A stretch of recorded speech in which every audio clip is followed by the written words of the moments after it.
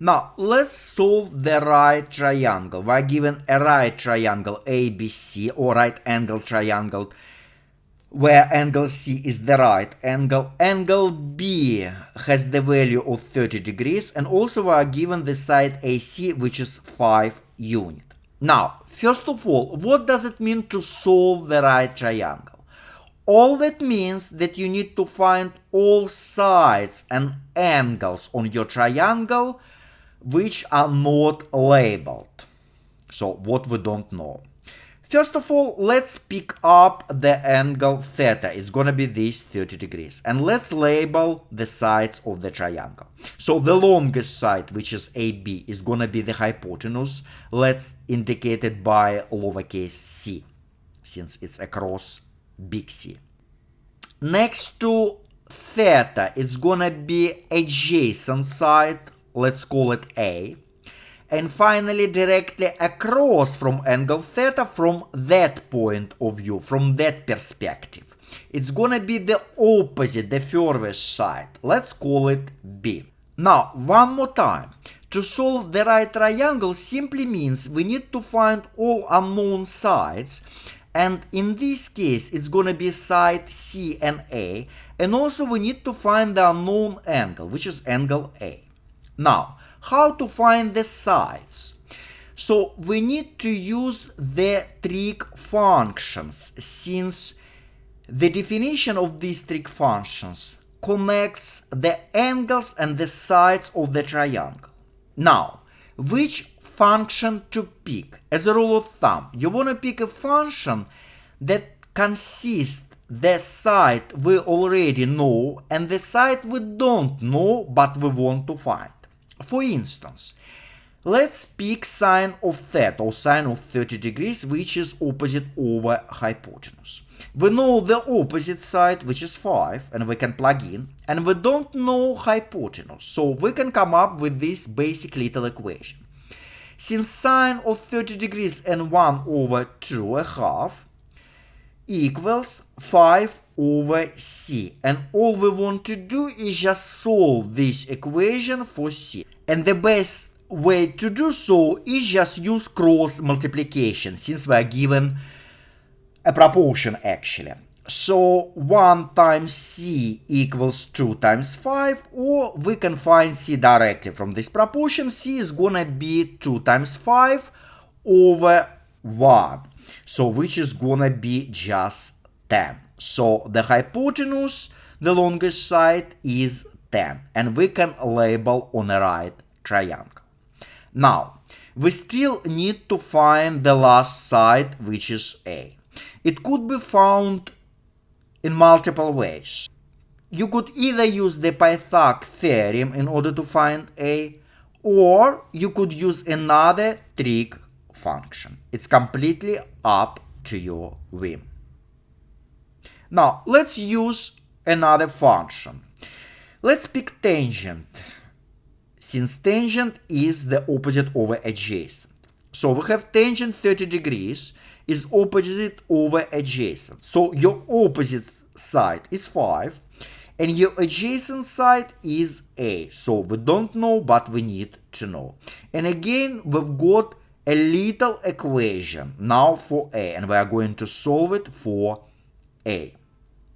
So tangent 30 degrees is 1 over root of 3 equals 5 over A. And again, using the proportion method, we are going to find the value of A. So cross multiplication, it's going to be 5 times root over 1, or just 5 times square root. So that's the value for adjacent side.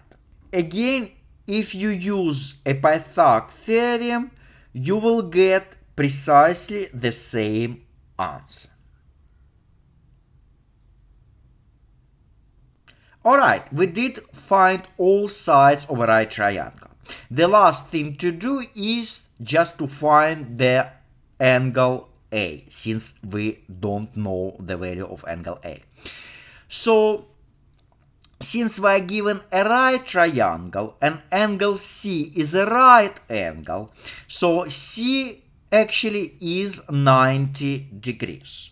Now, we know that the sum of all angles in any right triangle equals 180 degrees, meaning angle theta plus angle C, which is 90, plus angle A add up to 180. So in order to find angle A, all we want to do is just subtract all from 180, 30, and 90 degrees.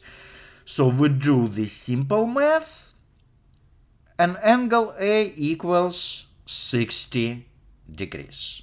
And we could also place this 60 degrees on a right triangle. Alright, congratulations, we know all sides and angles of a right triangle. So we did solve a right triangle.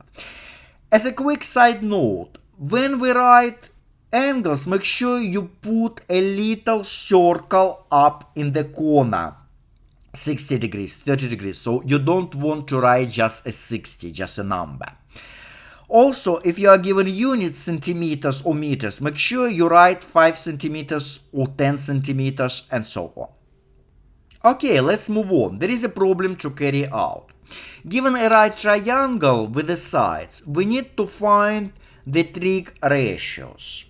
So let's angle theta be angle A. So in this regard, we need to come up with sine, cosine, tangent, and cotangent. Now, first of all, let's figure out the longest side AB, the hypotenuse. So by Pythagoras theorem, it's gonna be square root of 3 squared plus 4 squared, which is gonna be 3 squared 9 plus 4 squared 16 is gonna be 25, and square root of 25 is gonna be 5. So we know hypotenuse. Let's come up with trig ratios. For sine, we're gonna have opposite over hypotenuse. So sine of theta, or sine of angle A, is gonna be 4 over 5. So opposite over hypotenuse. So 4 is the opposite, hypotenuse is 5, and adjacent side is 3 centimeters. Now, let's move to cosine, which is adjacent over hypotenuse. Adjacent is 3 and hypotenuse is 5. Perfect. Let's move to tangent, which is opposite over adjacent by definition. So opposite is 4 and adjacent is 3. So it's 4 over 3. And for cotangent, all you need to do is just flip this fraction. It's going to be 3 over 4. You can carry out with other problems. Number 2, you need to solve the right triangle. I will encourage you to pause and solve it. Answers. The side AC is going to be 25 times root of 2 all over 2. Side BC is 25 root of 2 over 2.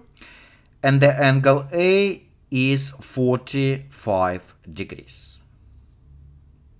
Let's solve number 3. The answers. AB is 30 over root of 3, or 10 times root of 3.